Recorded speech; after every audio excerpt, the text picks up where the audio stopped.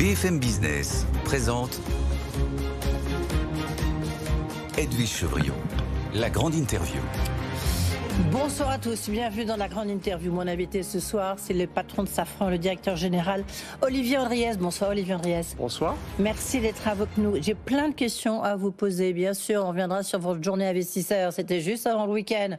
Un peu violent en bourse. On a trouvé que votre plan de vol était très timide. Vous direz comment peut-être le rebooster. Et puis avec vous, on parlera bien sûr de ce nouveau fonds de défense européenne. Est-ce que c'est une bonne nouvelle ou c'est le énième? Mais surtout, comment faire pour que l'Europe achète plutôt européen, voire français, que plutôt américain.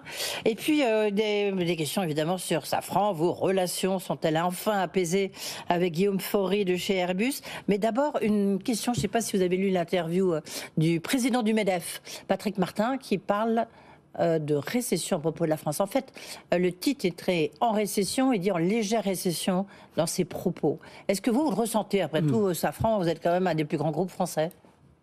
Alors, je ne le ressens pas encore.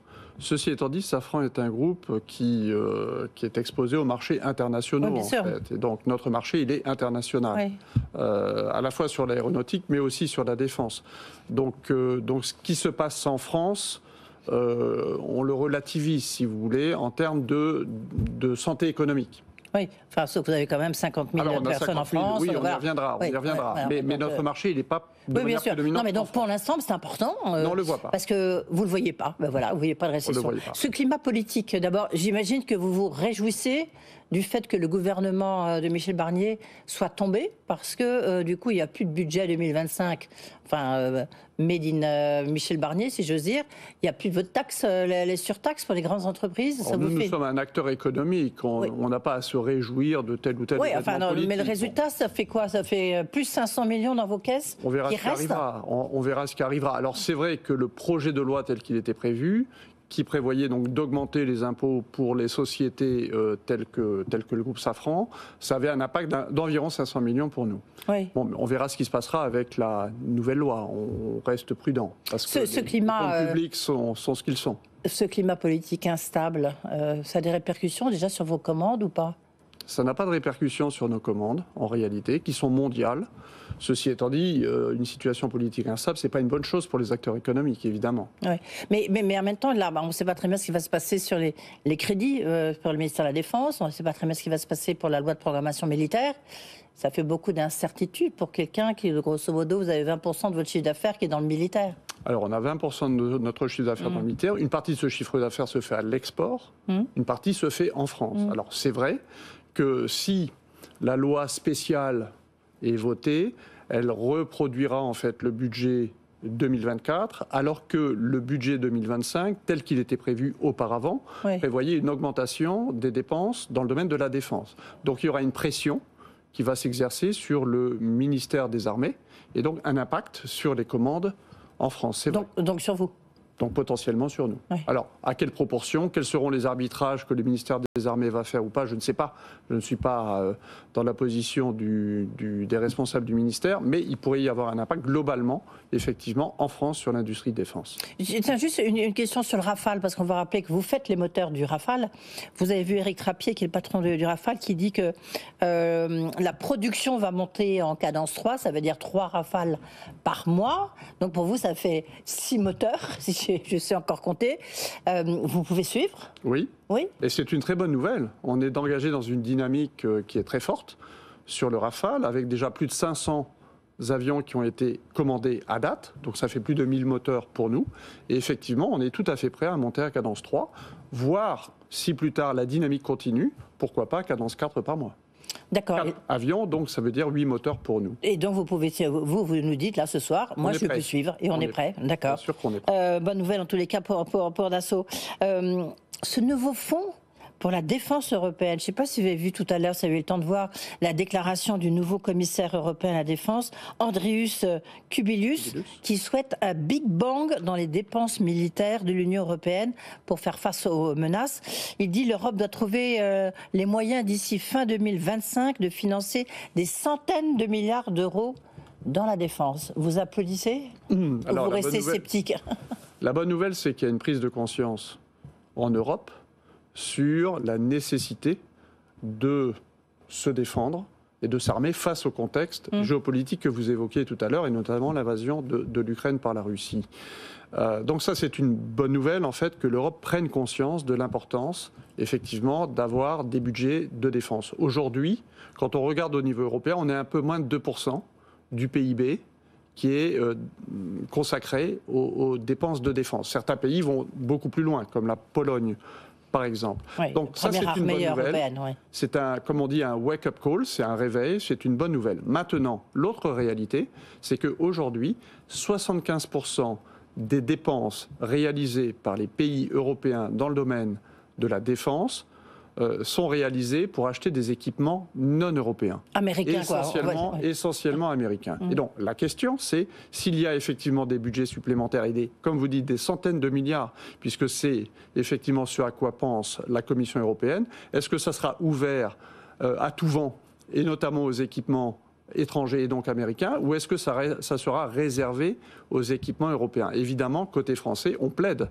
pour que ces budgets soient consacrés essentiellement à l'achat d'équipements européens. Parce que c'est vraiment l'industrie de la défense européenne qu'il faut construire. Et vous demandez quoi? Vous demandez un quota? Qu'est-ce que vous demandez, vous, Olivier Andriès? Vous dirigez un des plus grands groupes On de demande défense. à ce que simplement les bénéficiaires de ces budgets européens qui seraient mis en place, ce fameux fonds, ce soient des industries européennes qui produisent en Europe.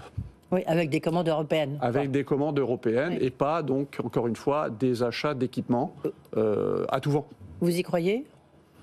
C'est pas gagné. Oui, je vois votre sourire pour ceux qui ne regardent pas à la télévision. Je traduis, petit sourire, pas ironique, mais enfin un peu... C'est une position qui est française, principalement. Elle n'est pas partagée par d'autres pays en Europe. Oui, notamment les Allemands, pour ne pas les citer. Elle n'est pas partagée par d'autres pays en Europe. Et effectivement, c'est pas du tout évident qu'on puisse effectivement avoir une majorité sur ce débat-là. Il y a un autre débat. Alors, non, juste un point là-dessus.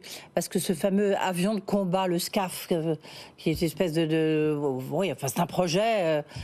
Il devait avoir un grand sommet, ce mois-ci, je crois, du reste, entre la France, l'Allemagne et l'Espagne. Et visiblement, c'est repoussé au calendrier grec. Ça serait repoussé au mois de mars prochain. Le SCAF, c'est pas pour tout de suite, hein. Oh bah de toute façon, l'avion de combat futur, c'est un projet au long cours, c'est un projet de développement technologique pour l'instant, à ce stade, avec un horizon qui est aux alentours de 2040. Donc c'est un projet qui est quand même assez long. Aujourd'hui, les équipes travaillent. Il n'est pas en panne ? On a des centaines de personnes qui travaillent sur ce projet. Nous, quand je dis nous, c'est l'ensemble de l'industrie française, allemande et espagnole, sur une phase qui va normalement prendre fin au printemps prochain. Et donc la question, c'est est-ce qu'on enclenche, est-ce que les pouvoirs politiques en France, en Allemagne et en Espagne enclenchent la phase suivante au printemps prochain? Oui, ça devait être ce mois-ci. C'est ça la question. Donc c'est ce débat qui doit avoir lieu. Et vous, donc visiblement, vous n'en avez pas entendu parler là, donc c'est pas enclenché ce mois-ci. Cette phase suivante, à date où on parle, elle n'est pas encore enclenchée. Oui. Voilà. Et pourquoi où est-ce que ça coince? Ça doit s'enclencher dans les mois qui viennent. Oui. Mais c'est quoi? C'est toujours les relations difficiles entre... C'est le calendrier politique, et notamment le fait que l'Allemagne va rentrer dans une période d'élection. Donc je crois que c'est ça le sujet, c'est tout simplement ça. Oui, il y a donc en février, donc effectivement pas forcément de décision. Avant de parler de Safran, mais ça fera le lien, parce qu'on sait que vous devez choisir justement dans ce premier semestre 2025 le lieu d'implantation de votre quatrième usine de freins à carbone. Une question, est-ce que le Made in France, pour les industriels, est-ce que le Made in France, est-ce que c'est encore possible? Ou est-ce que quelque part, c'est une illusion ou un rêve de politique? Alors la réponse est oui, c'est encore possible. La meilleure preuve, c'est qu'on a pris en début d'année la décision d'investir en France dans une nouvelle fonderie d'aubes de turbines. Ce sont des pièces critiques du moteur. Et on a décidé d'investir à Rennes. Donc c'est un investissement de plusieurs centaines de millions d'euros que l'on fera à Rennes et qui va au total représenter environ 500 emplois. Donc vous voyez, c'est possible. On peut tout à fait, effectivement, encore aujourd'hui, prendre des décisions d'investissement en France. Maintenant, vous me parlez de la quatrième usine de freins carbone. Alors c'est vrai qu'on est leader mondial dans le domaine des freins carbone. On a aujourd'hui 3 usines dans le monde, une en France, l'usine historique de Villeurbanne, une aux États-Unis et une en Malaisie, en Asie. Et on doit effectivement, on a besoin pour répondre à la demande du marché de maintenant prendre la décision de créer une 4e usine carbone. Là, la question, c'est l'énergie et le coût de l'énergie, parce que l'énergie représente 40% du coût de fabrication des freins carbone. Et donc, ce qui va conditionner le choix de la localisation, ce sera le prix de l'énergie. Ce qu'on souhaite, c'est tout ça, ce sont des critères très simples. On souhaite un prix de l'électricité compétitif. On souhaite de l'électricité décarbonée et avec une électricité, une puissance délivrée qui soit stable, alors, si donc hydraulique ou nucléaire. Et enfin, on veut avoir une visibilité sur les prix pendant une période de 10 ans. Pourquoi ? Parce que ce qui s'est passé en Europe dans la période entre 2019 et 2023, c'est une très très forte volatilité des prix de l'électricité. Je vous rappelle qu'entre 2023 et 2019, le prix de l'électricité a été multiplié par 5. Et donc c'est contre cette volatilité qu'on souhaite se protéger. Donc 3 critères très simples, avec un choix qui va s'orienter soit sur la France, soit sur l'Amérique du Nord. Est-ce que c'est lié au fait que vous puissiez signer un fameux accord, ces fameux accords avec EDF qui vous engage ? C'est la question de l'accord avec EDF qui va être clé, parce que la clé, encore une fois... C'est ça, la clé de l'installation de votre usine, c'est l'accord ou pas avec EDF. Et là, vous en êtes où ? Sachant qu'aujourd'hui, on va prendre la décision au premier semestre. Non, mais des discussions avec EDF. On a engagé des discussions avec EDF. On n'a pas encore. On sait qu'elles sont très difficiles. Hein, on en parle souvent ici. Évidemment. Donc, on se reverra en début d'année. À mon niveau et à celui de Luc Rémont. Et c'est à ce moment-là qu'on prendra la décision de localisation, sachant qu'on a déjà des offres très compétitives au Canada et dans le nord-ouest des États-Unis. Dans l'Oregon. Parce que là, on voit tous les chiffres le montrent. Là, c'est la ruée vers l'ouest. Hein. En fait, on voit bien qu'il y a un effet Trump absolument gigantesque, mais qui existait déjà un peu avant avec l'IRA, qui attire beaucoup d'entreprises, et notamment beaucoup d'industriels européens et français. Et vous ? Alors, c'est pas lié à l'élection de M. Trump. C'est l'IRA avant. C'est tout simplement lié à la comparaison du prix de l'énergie en Europe versus les États-Unis, où effectivement on a une offre d'énergie qui peut être décarbonée, qui est compétitive et avec une très bonne visibilité sur une période de 5 à 10 ans. La probabilité que ce soit en France, c'est quoi ? C'est 50-50 ? Je ne vais pas vous donner de chiffres. Mais on n'est pas forcément perdant. Pas vous donner de chiffres. Non. Voilà. Vous réfléchissez vraiment, votre décision est prise. Il y a 3 options. Et les 3 options sont sur la table. Et ça dépend Encore une fois, c'est vraiment l'électricité qui fera la différence. Donc la ruée vers l'ouest, c'est tout simplement, si vous voulez, sur des enjeux où le prix de l'énergie compte énormément. Effectivement, aujourd'hui, l'Amérique du Nord a un avantage par rapport à l'Europe. C'est indéniable. Oui. Et tous les industriels nous le disent. Ce qui est quand même paradoxal lorsqu'on voit toute l'énergie nucléaire qu'on a.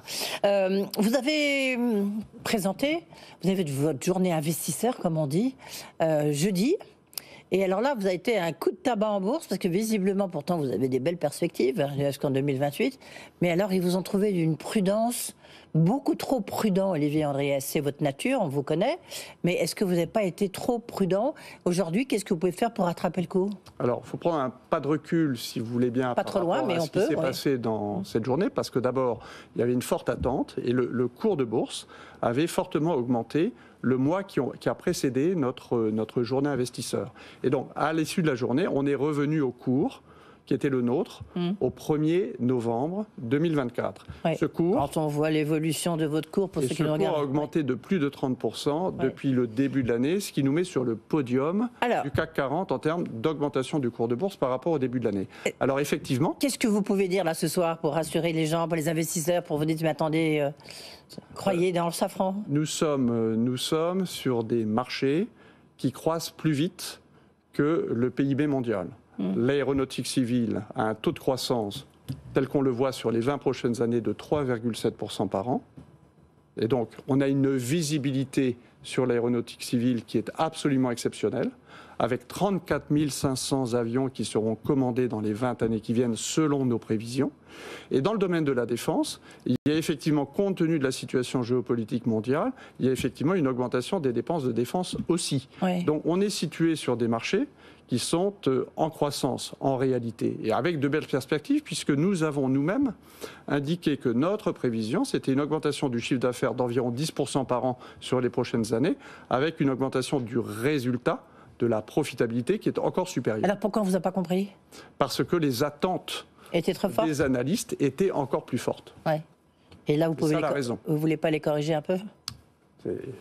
Les attentes étaient encore plus fortes. Bon, d'accord. On ne va pas changer nos prévisions par rapport à ce que nous avons annoncé en semaine dernière. Est-ce que les relations avec l'un de vos principaux clients, en l'occurrence Airbus et son président Guillaume Faury, directeur général, est-ce qu'elles se sont apaisées ? Parce que très souvent, Guillaume Faury, ici même, disait « mais attendez, on a un problème de cadence » et derrière, ça ne suit pas notamment les moteurs, notamment donc Safran, puisque vous êtes le principal, avec votre filiale, vous êtes votre moteur LEAP, le principal fournisseur des Airbus. Ils disent ben non, mais Safran, c'est simple, ils préfèrent en fait faire de l'entretien des avions parce que ça lui rapporte plus d'argent que de nous fournir des moteurs. Est-ce qu'aujourd'hui c'est moins le cas ?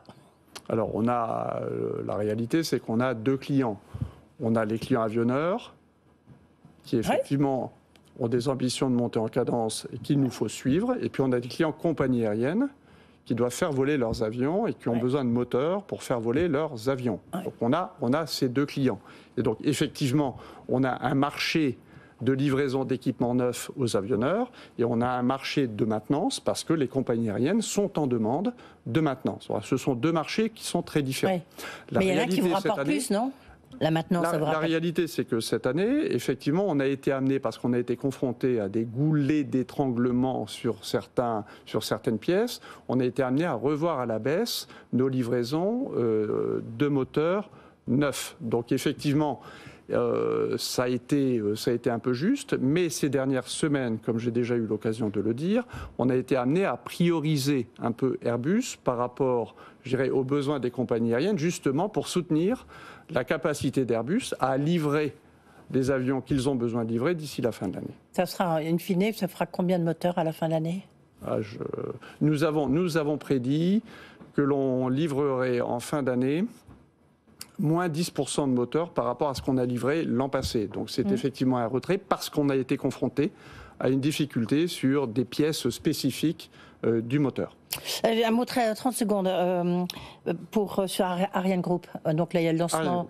Oui, parce que vous êtes co-actionnaire, on va le rappeler. Le lancement de Vega C donc, là, a été réussi après celui d'Ariane 7. Donc ça y est, maintenant Ariane Group a deux lanceurs. Mais en même temps, de l'autre côté, il y a Elon Musk avec SpaceX qui fait exploser tout. Et puis le nouveau administrateur de la NASA est aussi un des meilleurs copains d'Elon Musk, du reste, qui s'appelle Jared Isaacman. Il a 41 ans, il va faire aussi exploser tout. Ariane Group, avec toutes les lenteurs, peut-être de l'Union européenne, peut-être des actionnaires. Est-ce que vous ne dites pas il faut tout balayer pour essayer de suivre ? Alors écoutez, d'abord, il y a deux très bonnes nouvelles cette année. Le lancement réussi du premier vol d'Ariane 6, comme vous l'avez dit, avec beaucoup de retours positifs des opérateurs de satellites et de constellations, et puis le lancement de Vega C qui a eu lieu semaine dernière.